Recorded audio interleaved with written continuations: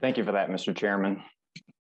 Chairman Takano, Ranking Member Bost, members of the House Committee of Veterans Affairs, thank you for this opportunity to speak today. There is too much for me to say to fit into 5 minutes, so I urge you, please take the time to read my written statement. My name is Jim Price, but I'm not the one that should be speaking to you today. The person that should be speaking is my wife, Lauren, a 100% disabled U.S. Navy veteran. We were deployed to Iraq in 2007 to 2008, and we were exposed to toxins from burn pits. Lauren and I founded Veteran Warriors. She cannot be with us today because she died from her exposure to these toxins just 5 weeks ago. Toxic exposure caused a litany of issues with my wife, but I will talk about the 3 big ones. In 2009, she was diagnosed with the terminal lung condition, constrictive bronchiolitis, which resulted in her retirement from the Navy in 2010. This condition caused her lungs to decrease in capacity to 35% over the course of a few years. In 2018, at the age of 53, Lauren was referred to an ophthalmologist and eventually a neurologist. She was diagnosed with decaying white matter in and lesions on her brain. After testing, it was revealed that Lauren had the reaction time and short-term memory retention equivalent to that of an 80-year-old. Toxic exposure caused this. In June of 2020, Lauren developed gastrointestinal issues. We saw numerous doctors and specialists over the course of 8 months. On February 14th, 2021, the doctor told us that Lauren had a rare cancer. This cancer was caused by toxic exposure and was not curable. The oncologist believed that with chemotherapy, Lauren could live for 12 to 18 months. After a whirlwind battle, Lauren passed away on March 30th, 2021, at the age of 56. Not 12 to 18 months after the diagnosis of cancer, 44 days. This is what toxic exposure can do. We had been home from Iraq for 13 years.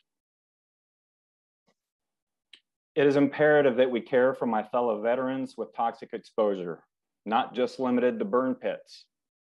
We should be concerned about chemical, biological, radiation, and environmental exposures, not just limited to Iraq, as are many other countries, including Syria, and even some locations within the United States.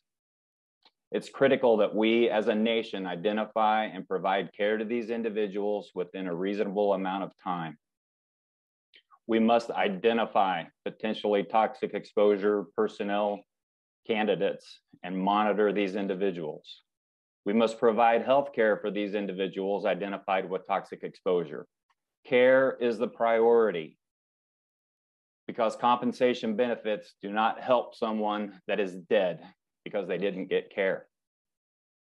Mr. Burke, there is no time to file a claim and wait for an answer to see if a veteran is qualified for care. The VA should acknowledge current scientific data and respond to new data regarding diseases associated with toxic exposure. The VA should provide disability ratings and presumptions of service for toxic exposure. And lastly, the VA should provide training on toxic exposure to VA healthcare personnel. In case you didn't know it, the VA already has a policy in place regarding toxic exposure from burn pits. Training Letter 10 TAC 03 was issued in 2010.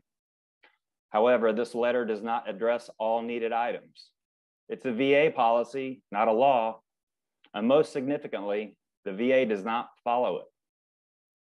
If the VA is on board with dealing with toxic exposure, why has it become necessary for all of this legislation to become generated? As a veteran affected in multiple ways by toxic exposure, I fully support any bill that helps or provides care for veterans, and I know Lauren did too. She believed that toxic exposure for her specifically burn pits is this era's Agent Orange. I and Lauren feel that the TEAM Act is most closely aligned with what we would like to see and is the most inclusive legislation towards a path forward. But there are many good legislative items out there that can work together. Lauren paid the ultimate sacrifice and made enormous efforts until her death to ensure that this would not happen to others. While in Iraq, I was almost always within 500 yards of Lauren, breathing the same air and traveling the same routes. Every day I wonder, is today the day that toxic exposure catches up with me?